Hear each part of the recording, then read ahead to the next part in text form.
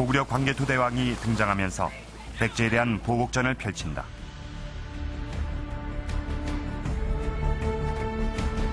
수군을 이끌고 백제의 한강 유역을 공격해 백제의 58성과 700촌을 정벌한다.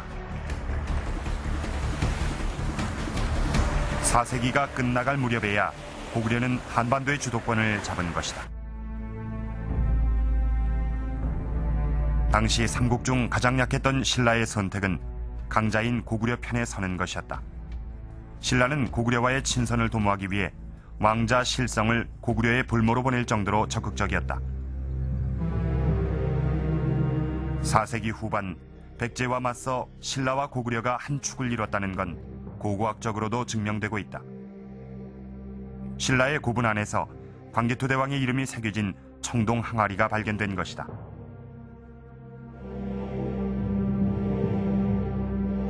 고구려가 일방적으로 한반도 남부를 압박했다는 건 명백한 역사적 오류인 것이다. 그렇다면 왜 이런 허구의 사실을 기록했을까? 그 기록 바로 다음의 문장을 보면 그 의도를 알 수 있다.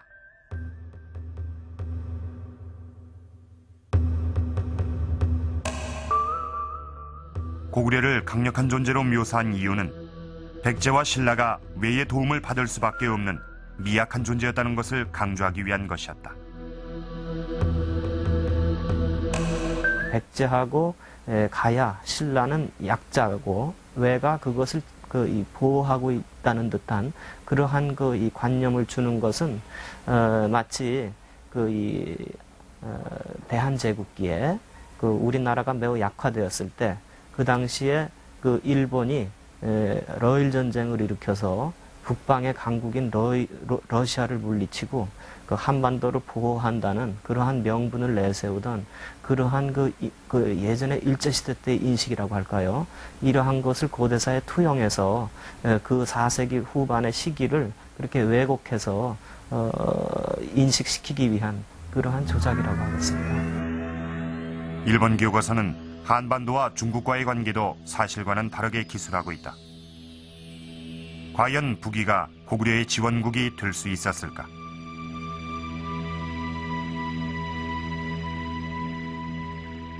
(5세기) 초 북위는 주변국을 하나씩 점령해 나가며 강대국으로 부상하고 있었다.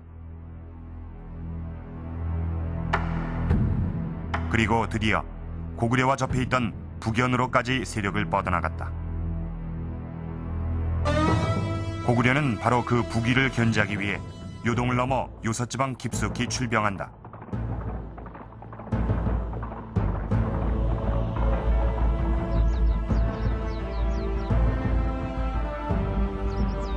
중국 조양시. 고구려와 북위의 첫 만남이 있었던 곳으로 당시 북연의 수도였다. 수많은 이민족이 이 지역을 차지했지만 지금도 이곳엔 북연의 수도였음을 알려주는 흔적이 남아있다. 용성. 그것은 바로 북연의 도성 이름이다. 지금은 사과밭으로 변한 북연의 도성 용성. 서기 436년. 바로 이곳이 고구려와 북위가 처음으로 조우한 역사적인 현장이다.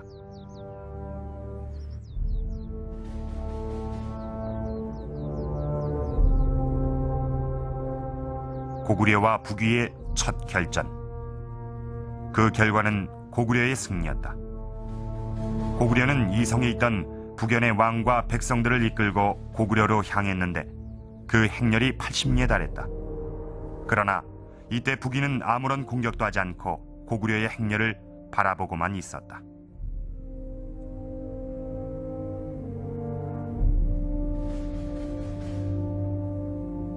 북연왕을 호송하는데 고구려의 군세가 80리에 뻗어 있다 그래요. 아마 우리나라 역사에서도 그렇게 많은 군세가 나타난 것은 처음이라고 볼 수 있어요. 그러니까 바로 용성 서쪽까지 진격했던 북위 군대는 쳐다만 보고서는 더 이상 고구려에 대항을 못하고 돌아갔어요. 돌아오고 나서 사신을 보내가지고 북연의 그 마증 왕을 좀 보내달라 이런 정도로 한 것에 불과합니다. 이후에도 고구려가 북위보다 강성했음을 알 수 있는 사건들이 있다. 동쪽으로 팽창하려는 북위와 물길의 비밀 접촉을 알아낸 고구려는 유연과 함께 그 연결로인 지두우의 분할 점령을 기도한다.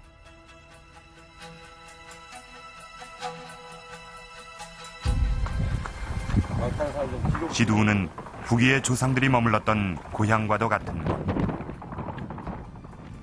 그리고 명마의 산지였던 이곳. 북위가 가장 탐을 냈던 지역이다.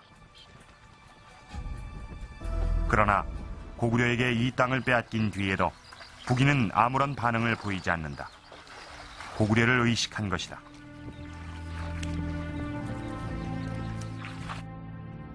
그 외에 고구려와 북위의 관계를 알 수 있는 많은 기록들이 있다. 475년 북위의 왕이 장수왕의 딸을 후궁으로 맡겠다고 제의오자 고구려는 거절한다. 그런데 북위는 또다시 혼인 사절단을 보낸다. 그러자 고구려는 북위의 사신을 옥에 가두어 버린다. 북위를 무시한 것이다.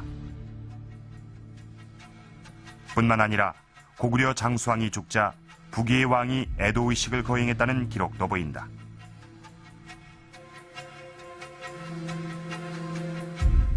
실제 그 역사 기록을 면밀히 검토해 보면은 오히려 고구려가 상국이 아니었는가 이런 것을 느낄 수가 있어요. 왜 그러냐면은 고구려의 그 황제, 그러니까 장수왕이나 또 문자왕이 죽었을 때 북위 황제가 동궁의 동쪽에 행궁을 지어놓고 거기서 머리를 풀고 크게 곡을 하고 운단 말이죠.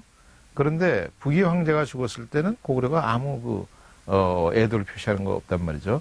그런 것으로 보면은 최소한도 고구려가 오히려 북위보다가 상국이었고 최소한도 대등한 외교 관계였다 이렇게 얘기할 수 있지 지원국이라고 얘기할 수는 없다고 봅니다. 5세기 중국 대륙으로 뻗어나가 광활한 영토를 차지했던 고구려는 강성한 국가였다. 북위가 고구려의 지원국이라는 일본 역사 교과서의 내용은 명백한 왜곡인 것이다. 일본은 한반도 3국의 관계를 설명하면서 백제와 신라는 일본의 도움을 받는 존재며 이 고구려는 중국의 조공을 하는 존재라고 했습니다. 이는 당시 동아시아 정세를 왜곡해 한반도의 존재가 얼마나 미약하고 주체적이지 못했는지를 의도적으로 강조하기 위한 것이었습니다. 이러한 동아시아 정세에 대한 왜곡은 이 한반도 3국과 일본과의 관계를 설명하는 대목에서 절정에 이릅니다. 일본 교과서 38페이지를 보면 이런 대목이 나옵니다.